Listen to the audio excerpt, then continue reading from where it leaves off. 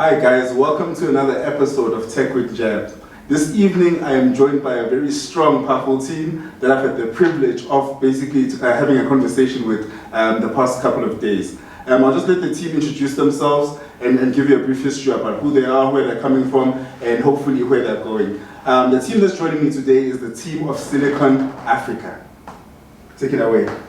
My name is Indaram Kiza from Silicon Africa. Yeah, I'm the CEO and the founder of Silicon Devs, now changed to Silicon Africa. Awesome. Thank you, Linan. My name is Sihle Majola. I am the member of the board of directors, director of Silicon Devs, and yeah, this being is a role. Thank you, Sihle. Yeah, so my name is Jashoran Govender. I'm the program manager at Silicon Africa, and essentially I develop and run all the programs that we build. Great. So as I mentioned before, we've had some great conversations with the guys, and I must say I've actually become the better for it. I've learned quite a lot over the past couple of days. So we're just gonna do it like we normally do it. Just have a good conversation, and hopefully it will be an insightful conversation. So I've got a couple of questions that I prepared for the guys, and I do know that this will be a great session. So I'll start with the first question. So guys, what is Silicon Africa and how did it come about? Silicon Africa, putting us on the spot. Silicon Africa is an organization. So originally it was Silicon Devs for the past 2 years. Yes. With Silicon Devs, the mission was to develop a tech startup ecosystem in Devon, and let the tech startup ecosystem in Devon that will make the city of Devon to be conducive for the growth of tech startups. And the startups that will grow and contribute to the city's economy. Okay.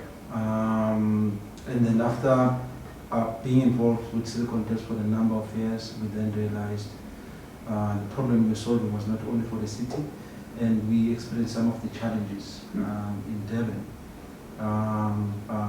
Silicon Africa became an obvious choice as a brand, and also as a way to go to based on our understanding of problem that we're solving. So that's what Silicon Africa is. But on the core, Silicon Africa, what it does is it brings economic transformation that's driven by entrepreneurship in cities in Africa, and then connects those cities to the Silicon Africa brand or family. Okay. So I guess, guys, when you think of Silicon Africa, you must just think of it as an organization that solves problems. So here, next to me, I have a couple of guys who decided to do something to help communities thrive out there. And these are the types of people we need. So as I mentioned earlier on, from some of the conversations that we've been having, I've just realized a couple of things just from speaking to the guys, and I saw their core. And their core is really to help and to empower people. So as we move on to the next question, what do you guys think is going wrong with the tech startup in Africa, or in South Africa in particular? Well, the major first thing is that we are taking solutions that are developed for first world countries, yes, and we're trying to apply them to third world countries. And what we need to realize is that within the sphere of the continent that we are in Africa, ideally because we speak from a perspective of South Africa, our people and young, ambitious individuals who want to start businesses are coming from disenfranchised backgrounds, who are living in third world, who are living in townships, who are living in locations, and they need to then come work from their phones. They don't have luxury of laptops. They work from schools, they work from computer labs, they work from internet cafes in order to be able to try and build their businesses. It's not as simple as having all the privileges. And our organization, ideally, in terms of we don't take something that was built for a specific ecosystem and try to just duplicate it here. We are building something that's tailor-made for this continent.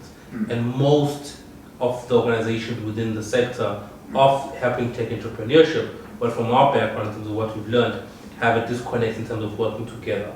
And so each one wants to meet specific KPIs and not really want to connect and really help entrepreneurs grow. So that's really where the biggest problem lies in the. So also to add on that, like what Sishle is saying, that we are taking things from different countries and trying to apply it within Africa. Yeah.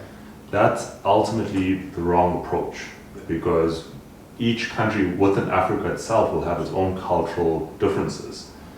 And also, if you look at South Africa, we have one of the lowest entrepreneurship rates in the world because we also have an education problem.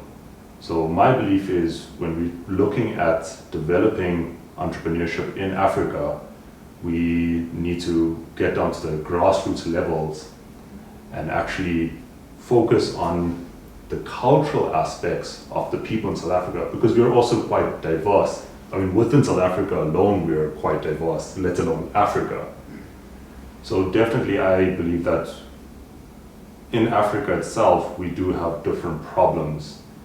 And ultimately, to solve the entrepreneurship issue, which leads to economic development, we need to solve the education at a lower level to teach entrepreneurs how to think like entrepreneurs in their context. And that's actually quite important. I don't know, guys, please share your views. Because Sishle mentioned a very important point, which is where a laptop is a luxury. You see, you guys have to understand that for some, a laptop is a luxury, but for others, it's something that they just leave lying around. And that is a big, big problem, because that is the difference between someone actually making it and actually failing in life. If a laptop is going to be a luxury for someone, that person already is starting off on the wrong footing. So I guess what this organization actually aims to do is to ensure that everyone starts off on the right footing. Because if you are to make it in life and you want to be successful, you all need to start on a level playing field. And really, for me, to be honest with you, it's really been one of those privileges to talk to these gentlemen here, to ensure that everyone starts on the right footing. You shouldn't also mention education. We all know that in a country like South Africa, like there are huge disparities as far as our education system and differences in what people study in various degrees. So if we can actually empower our people to be well equipped and to start their own businesses, whoa, we are speaking of a different South Africa. Guys, can you also give me examples of other guys that are getting it right in Africa? If we can also go to other nations as well, but even in the West and in the East, etc. But let's just focus on Africa for now. Which guys are getting it right, and why, in your opinion, are they getting it right? Can I start with this? So, I've had the privilege of meeting tech entrepreneurs in different spaces. Yes. I've met briefly the founder of Paystack, which was acquired by Stripe at the World Forum. I've met founders of Cheaper Cash. There's also a couple of colleagues that I've met. Ideally, one of them is Foster. Yeah. He runs a StanLib program for startup boot camps in Ghana. Awesome. And he's been able to get it right in terms of the fact that he went into a specific space as a young person, built an incubator program, and is able to then help foster entrepreneurs within that program. I've met entrepreneurs who've had growing organizations within that space, just like Cheaper Cash, which was growing within that space, and one of the colleagues that I've met was Endgame. And one of the reasons why they were doing it right is the fact that for them, and from my perspective in South Africa, a lot of South African startups are focused on South Africa. But when you go to African startups, they do international expansions. Once they've been able to build a business within their country, they easily start to expand across to the multiple countries around them for them to be able to get a lot of really economic growth from that. A lot of growth from that.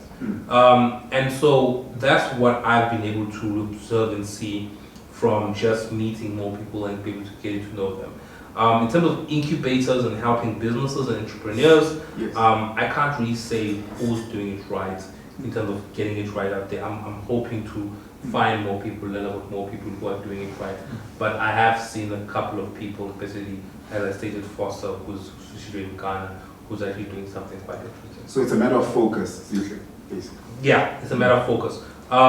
Just like as Lindani, because Yeah. Lindani is one of the people who's doing it right. Yes, When you focus 100% on a specific goal yes, and you dedicate yourself to making sure that that vision and that opportunity is realized, yeah, then you are able to then get it done right.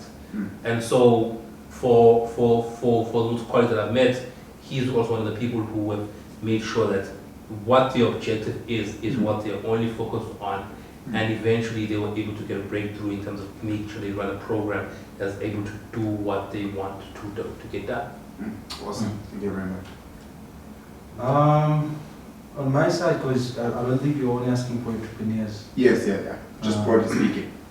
We're also asking at the country level, but who's getting it right in Africa. Based on how I look at those who are getting it right, your Egypt, your Nigeria, also Kenya, they also doing amazing things. Kigali, they do amazing things.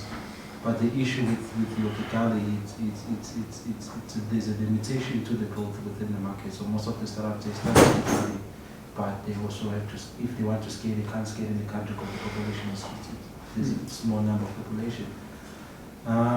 So I'd say within those countries where they're getting it right, especially in Nigeria, there's a lot of skills and access to information like we don't have here. And for instance, I'll give you an example. Most of the people who are doing online crimes, even though it's not something I don't think it fits in the context of the conversation, but most of the people who are doing online crimes and are successfully can't be traced. Yeah. They're from Nigeria. Yeah. This tells you that the country pushes the number of skills that will then sustain whatever innovation comes out of the country or emerges from the country. So the reason why we're seeing a success there is because they've got a holistic approach to what they're doing to the development of entrepreneurs. They're making sure there's a skill that will support entrepreneurs. Yeah. Once there's startups that are growing, there are investors who are willing to support. And also, to them, the market is quite huge than ours. So the adoption, if they create a solution and it's adopted in the country level, so you guess Nigeria, I think Nigeria is what, 4 or 5 times than us, or 4 times than us. yeah. So you can mention it, but those are the little things that when you're looking at them and you're looking at how we're doing things, you tend to pick them up. Yes. And say, okay, they're getting it right because they're engaging with people who are in those countries. You also say, okay, yes, they're getting it right, but this is what they're doing better than us to get it right. Yeah. Yeah. Awesome. Very insightful points there. And then, I guess my next question then is for you in particular, is what makes you a strong team? I guess I'll just elaborate a bit as I asked that question, because as I said, past couple of days I've just gotten a chance, I think, to get to know you better, and I guess what I've realized is you guys complement each other very well, all of you, and an important thing to note as well, just for some of our viewers, is your team doesn't only have to consist of people that agree with everything that you want. It needs to be people that challenge you, and I guess for me, one of the big things that I've picked up just from you guys as a team is the fact that you guys complement each other, and you guys are quick to correct each other if there's something that you disagree with, and which is quite awesome, because I guess one of the other things that I think is missing in the tech industry is just real people. People that are not trying to be something that they're not, and just having a conversation with you guys, I realized that you guys, in every element, you complement each other as a team, and without being too repetitive, and also just your different strong points. And I noticed them. You see, it's always great when you're going to spend time with people, but see it for yourselves that they complement each other as a team. And for sure, I really do expect great things from Silicon Africa in the future, because just from the way that this team is constructed of, and I do hope that some of the other guys that you might actually bring on board You had mentioned in our previous conversation that there are other team members that are maybe on a more silent capacity that are not able to make it for this interview, but they are there as well. But just referring to people that you might bring or take on board in the future, I do hope that you maintain the same strong team that complements each other. So what does it take to build this team? So if you don't mind me going first, I think you mentioned it very well when you said we complement each other. In terms of the skill set aspect, and if you look at what it takes to build a startup, it's quite broad. You need marketing, you need somebody who can network, who can do all these different various things. So what we have is very complementary skill sets. If I look at myself and Lindani specifically, Lindani does all the outward stuff. Yeah. He does all the networking, the partnerships, while I hold the fort. I think it's fair to say Lindani, right? So that's how I see like my relationship with Lindani as a CEO. Yeah. Where that ultimately is how we build and how we work in Silicon Africa. Yeah. Is Lindani's outward, I'm inward. So he goes, gets things done externally, I'm the one building the programs, running stuff. Yeah. And when we do look at building Silicon Africa further, we would definitely need to look at, when we're building a team, where do we need team members, right? At that time, also in terms of a long-term vision, what are the team members we need to bring in, and do they complement us? Yeah. Because I think when you brought up where it's not about agreeing with the people that you work with. Actually, you want people to challenge you. You want people who have a different opinion. And when I say challenge you now, not to just aggressively attack all your ideas you have, right? But it's actually, maybe challenge is the wrong word. Maybe it's have a different mindset, a different approach. So you don't challenge each other, but you find the problem you're solving challenging. And because you have a different mindset, a different angle, you both solve the same problem more holistically. Which goes back to the focus that Sika was talking about. Yes. You can't focus if you're all going in different directions. Yes, definitely. Yeah, so for me, it's important that we know that within the team, as we complement each other, Yes. there's someone whose entire focus is on the goal, Yeah. on where we need to go, the vision of in terms of how it needs to be executed. Yes. We need to have a destination in mind before you can even be able to get in through the journey. Yeah.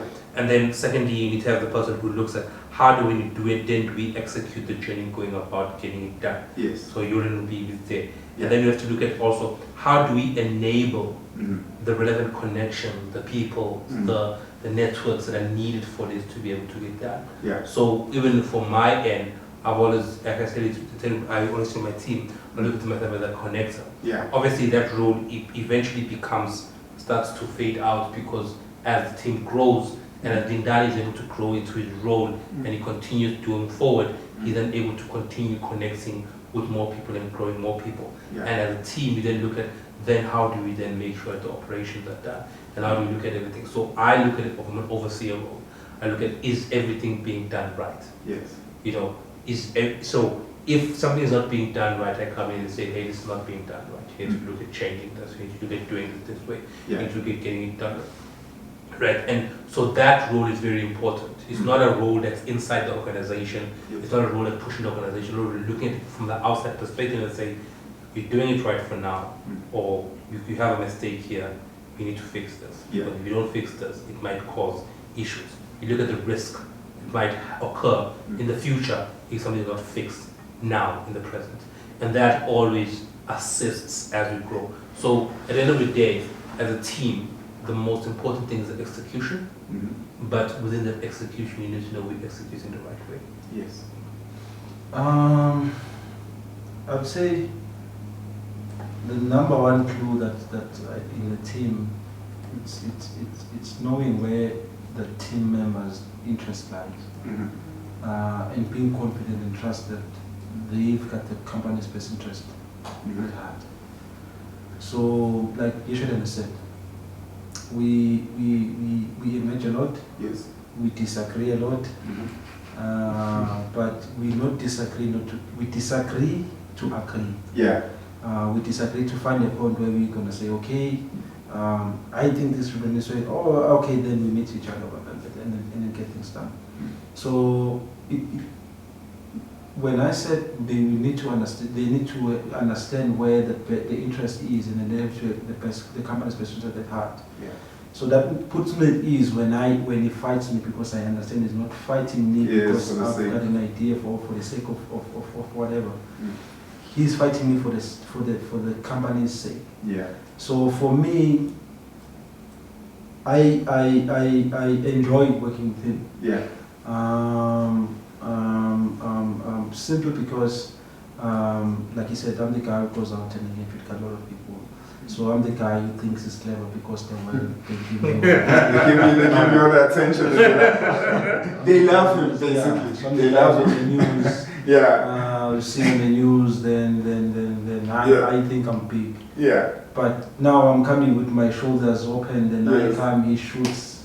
Shoots you down. Yeah. Humble pie. Yeah. Yes. But I let that be the situation, because I know he's not doing it to me, he's doing it he's not doing it for himself, he's doing it for the company. Yes. So it goes back to that. So for me, it's that knowing where the person's interest is, Mm-hmm.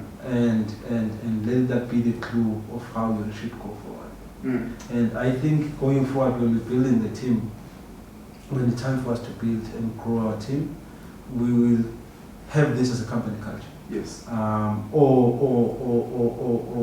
mounted as a foundation for the company culture. Mm. Yeah. Okay, awesome. And then you touched on some very, very key points. The interests. You cannot find yourself in a situation where you're working with people whose interests are not aligned with your organization's interests. And I guess that's just a recipe for success. If you're going to be working with people where the alignment is just proper and is correct. Exactly. Yeah, so that's a very, very powerful point. And then we come to the next point.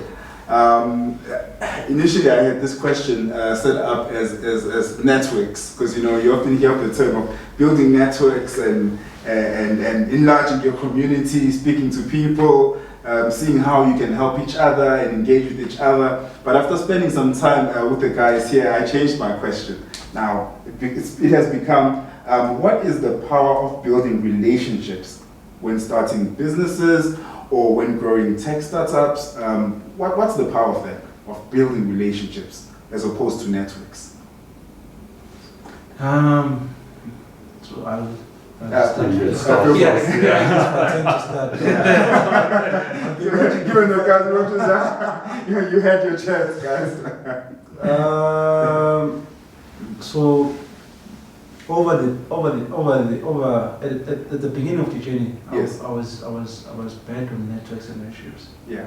And I would burn the bridges Mm-hmm. if it didn't work with somebody else, and I'd burn the bridges just so that I move on. Yeah. But you tend to, as you go along, to understand as you meet people and you get things done, one, you're not living in isolation. Yeah. Your organization won't survive in isolation. Mm. Within the organization, you have to mingle and network with the people you're working with. Yes. So the power of network, I cannot be able to measure it, because there's no right measurement for it. Mm-hmm. Everybody's success is relying on relationships. Whether today you engage with somebody else and it doesn't result in a proposed engagement or an initial thought engagement, but you don't burn the bridges. Yes. We today launched Silicon Africa in Johannesburg. Mm. And I would say 90% of what sustained the event has been here, the partners working with, the people we're engaging with, is through partnerships and networks. Mm. We from them. Yeah. But things are happening in Johannesburg. Some of the people we met today, and we've done quite a lot of things with.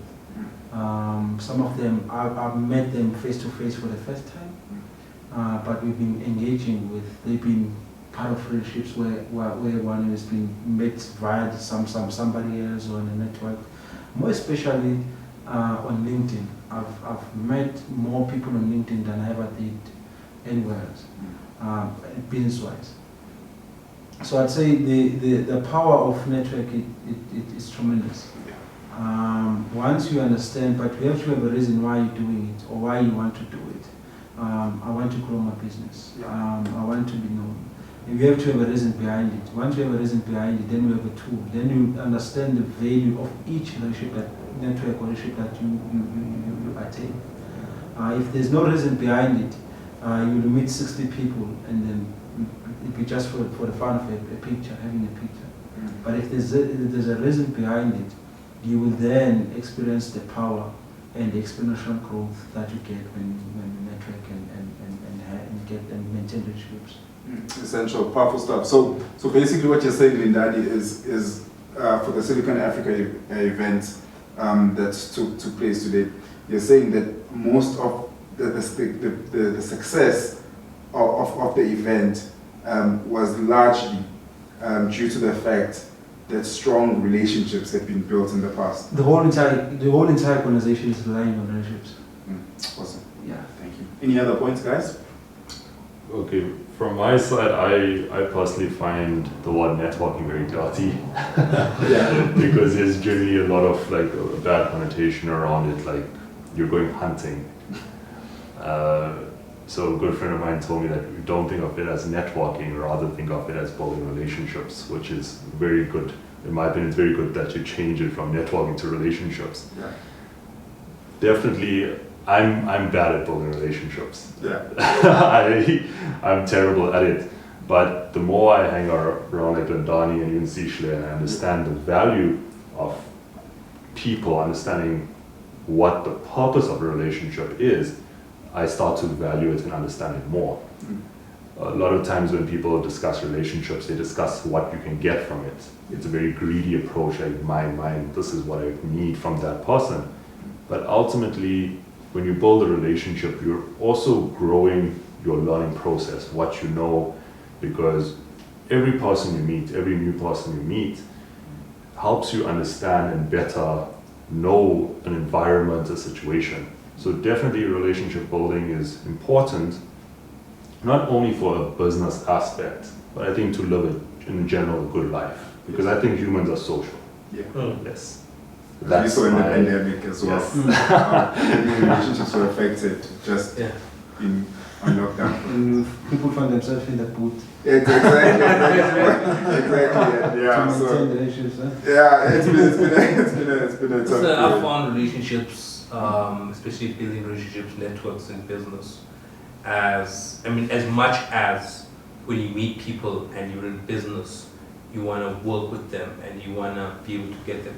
But I found that because of the fact that you are in the space and you're working towards building more relationships, those relationships end up being more to you than a lot of things. Yes. Because you meet people who have ambitions, who want to grow, and the learning process of different people as you learn from other people is always amazing. Yes. You know, and so even when you now have the person's best interest at heart, if an opportunity comes for them, you think about them immediately and you say, hey, listen, I have a colleague who's doing this, maybe you might be interested in that.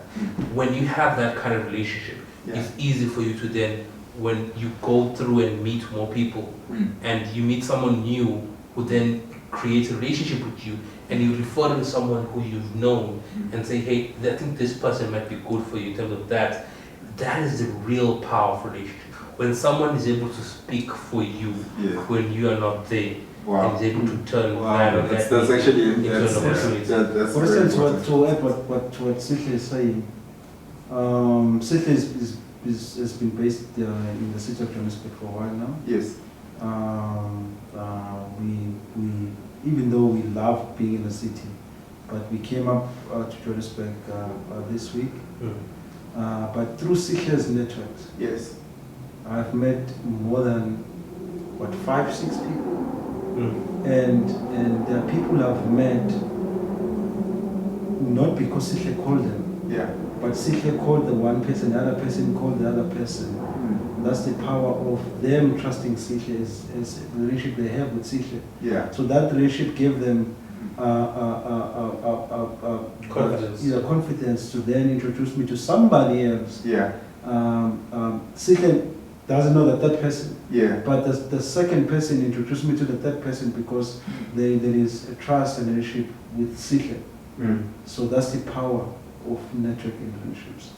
So is it safe to say then that when you speak of relationships, there's almost a cascading effect where after a while you are not even needed there. It's just someone knowing that someone is trustworthy and reliable, who then lets another person know that someone is trustworthy and reliable, etc., and so forth. And so you could literally find yourself anywhere in the world, just based purely on those relationships that have been built by a couple of people. Yeah, and more especially in what we're doing. Yes. The ecosystem building. Yeah. It's friendships. Yeah. Right, left, right, and center. We get issues from the resources, the trust from this side, and then we pass the trust from this side, and then we get issues from this side, and we pass them to this side. So we're in a game of mixing and matching relationships. This is what you do, really. No, that's not what we do, but if we're to summarize it. Yeah.